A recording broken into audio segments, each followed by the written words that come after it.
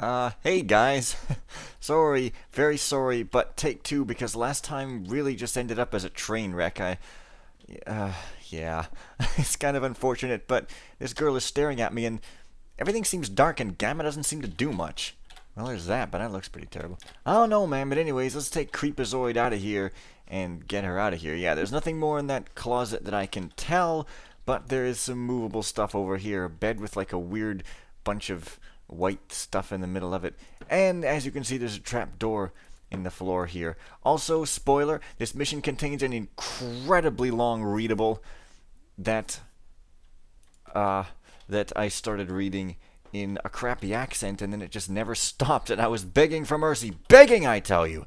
Anyways, I was also musing, importantly, or should I say interestingly, which is not the same thing at all, that girl is creepier because she doesn't attack. She just stands there.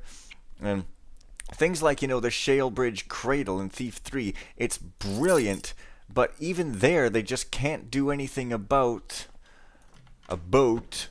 The enemies are creepy until they get right up in your face.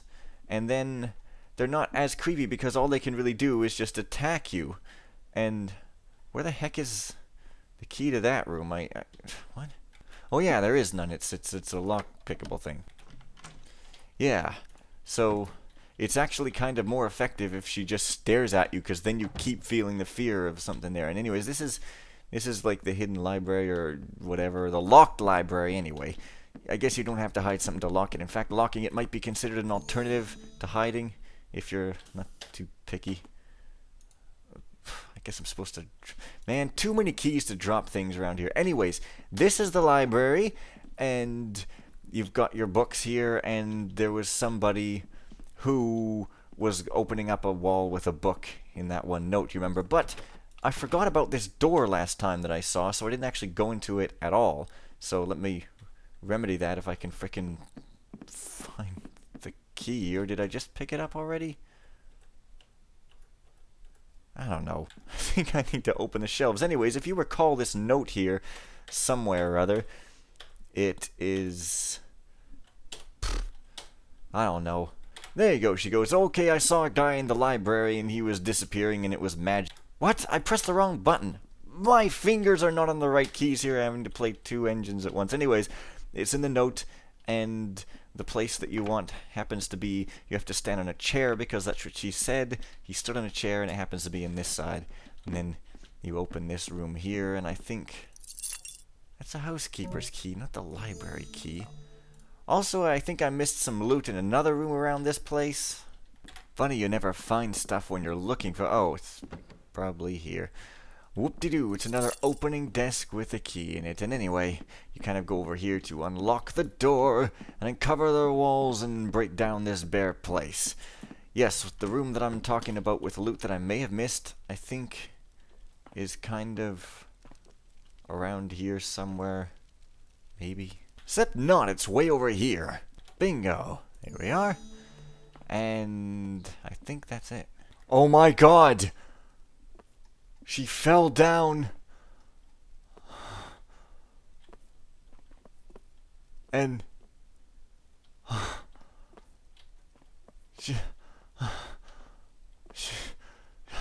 I just came up to the door and she was walking, looking at me. Now she's loose in the house. Oh no. What have I done? Yeah, it's just like you go around and then bam. But no, she hasn't fallen down yet. She's about to. But there's literally no way to get her back up. You can't put that thing back up. Jesus Christ, this is... Boy, I don't know. I better try to lock her back in here. Let's see. You can't even lock door... Wait, no, you have to have the door closed to lock it, don't you? No? No, what do you do? There you go. Don't go that way. And don't go out this way since I can get back in there now. Whew.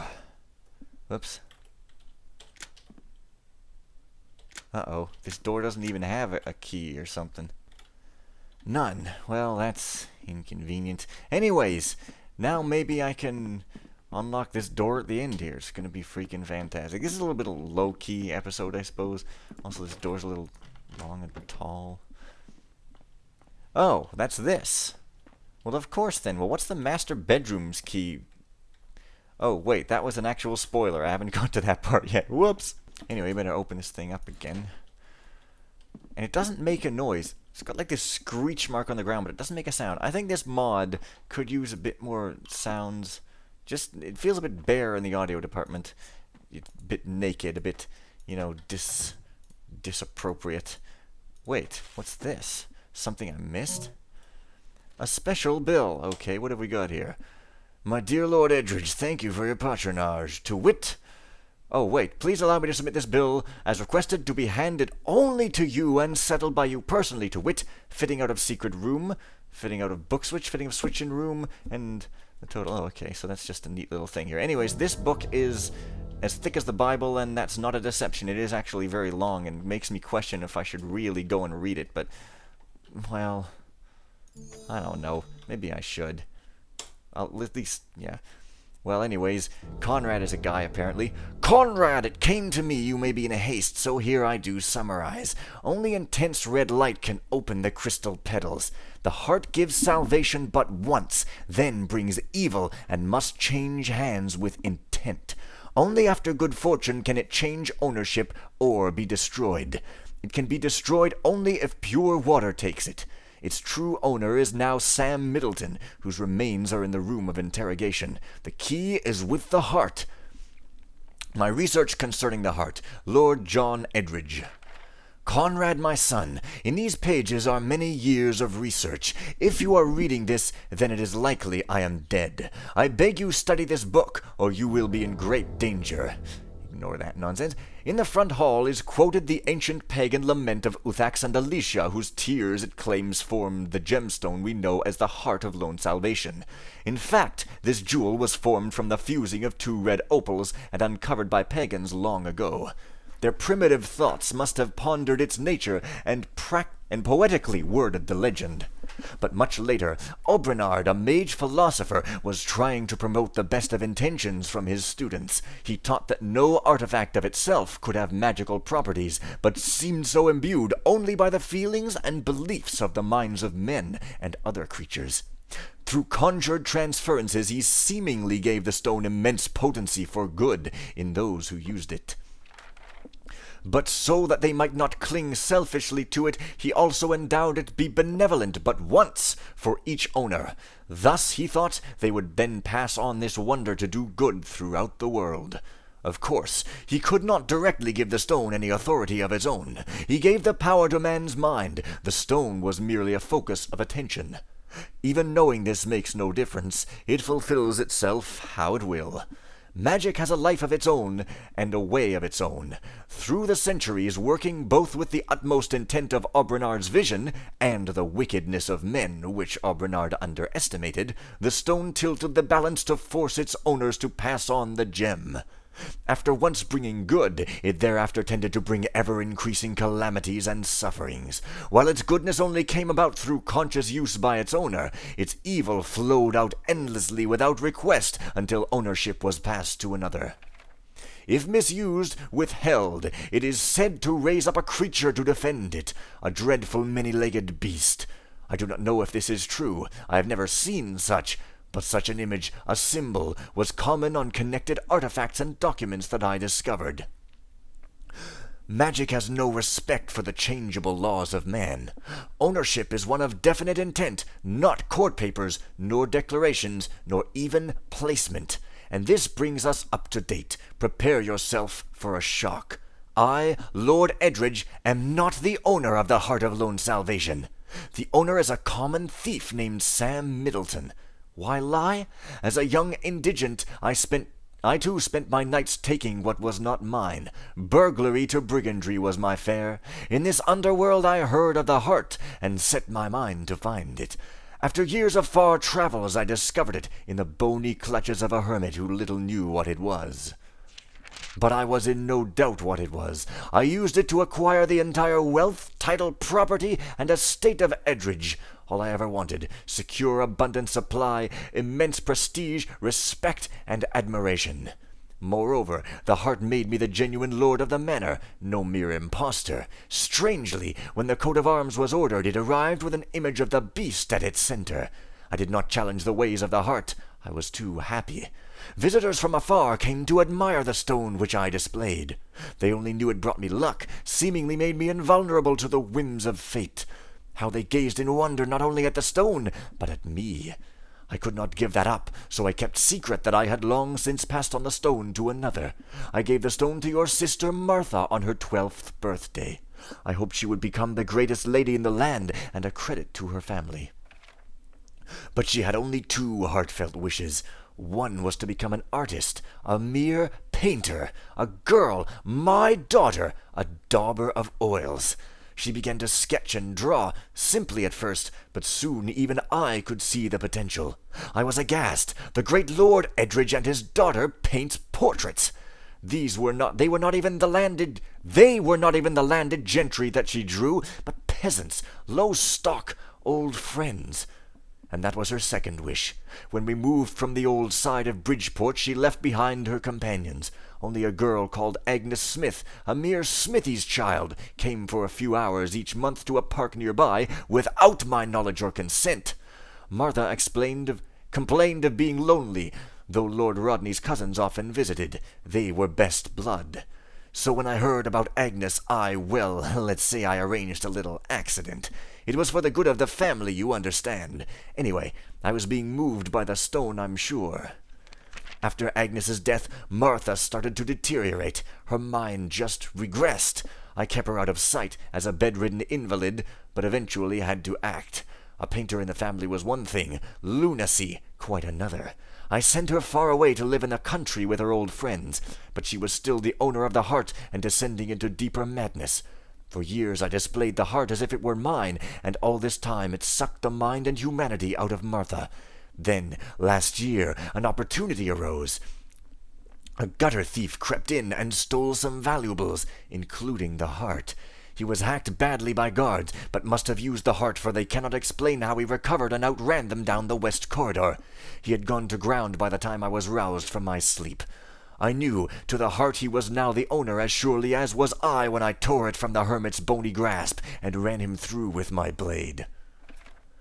Hawksley and I trapped the thief in the interrogation room. He'd hid his bag behind a chair while he searched what he thought was a way out. We left him there to rot. I ordered Hawksley to move the gem from the bag and place it back in the display cabinet. I worded my command carefully to leave his other takings alone, and there was no doubt my intent was mere placement. We are holding it for Sam Middleton, living or dead. We stood silent for an hour till his cries faded. Good man, Hawksley. I could not leave my destiny to chance ever again. I told Hawksley to completely seal the room with stone, but so the heart might be flaunted to visitors, he first raised its cabinet to be shown through a window in the great hall.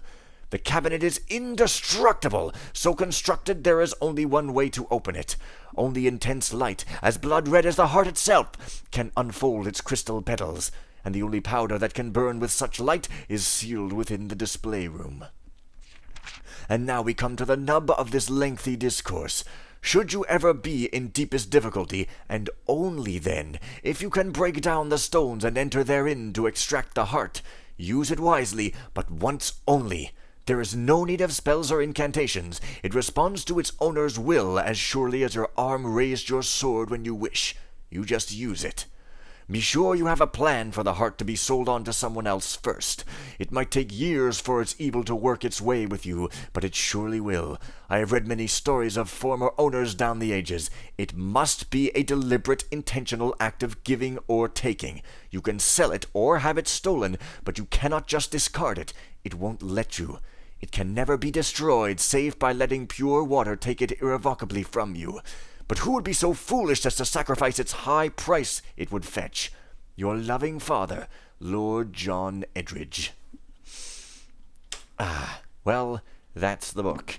That's the text. That's me looking like I'm trapped, but really I'm not. It's pretty great. I suppose I'll cap this off by going back downstairs because that's where I went last time. Because as you see, I've got some type of a key here at some point. Housekeeper's key is what I've got. So, y'all know where the housekeeper is. I'll see you down there. Well, this barrel is going to be getting in everybody's way, but hey. It is the long hallway towards the housekeepers, and then once you're there, you're greeted with a bunch of, well, I'll just leave that for when I get there. Here we are. You are greeted with a bunch of keys. It's pretty funny. There's another master footlocker, and the funny thing is that you can drop them in midair, and they just sort of stand in midair. It's kind of ridiculous. But anyways, you get master bedroom key, which I don't know if I need, but I must. A garden key, and a pump room key. The pump room key is the one I'm going to use, but first, I must grab... What? There's another book in there? I did not even realize that last time. So what? How long is this frickin' thing? No, okay. 731, laundry. Get Miss Ruth to start on this. 732, check errand boy not dawdling again. 733, his lordship came through with the perks again. Build myself some nice savings. 734, cancel delivery from Draper's. Hopeless. Okay. 735, nice fish for tea. 736, pathetic love letter. Bad liar. Scene writings.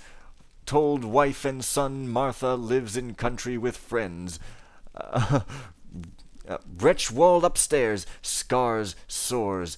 Red flesh smeared with filth. Eyes glare in dark. Ain't human no more. Pitiful creature needs help from someone. Yeah, well, that's true. Anyway, it's pretty spooky, actually. I mean, to hear it described, I mean, obviously you've seen it, but then to find out what happened to her is pretty creepy. Jeez. Fog coming out of the vent. Fog is coming out of the vent. Fog. That's a pretty creepy word, right? Totes. Anyways, the pump room is sort of over here somewhere. Here we are. And this is pretty much where I left off last time, except I just sort of read this. Not going there! Fast as I fix the stones in broken days. Twisty roots and branches. Devil's noises. Not for me. Crates hides it all. Key to. I'm a pipe and drain man, not a haughty gold cultivist. There's that word again. Oh boy. Keep this pump fully maintained and working at all times. We are blessed with pure spring water beneath the foundations of Edridge Hall, and Lady Helena will neither drink nor bathe in anything else. Yes. This is the crate room. There's some crates in it. This may come as a shock to absolutely no one, but basically what you do is you move this crate over here, and there's a little trap door, and you sort of push it over there. And then you fail at lifting because this engine is weird. And then you curse the general ethers. And you got the maintenance hatch key, and then you got to get to the actual maintenance hatch, which happens to be kind of over this away. Excuse me while I wrangle these crates. Right. And you just kind of unlock it like such, and this is where I left off, so this episode is a complete mess, but I'll see you guys later, so bye for now.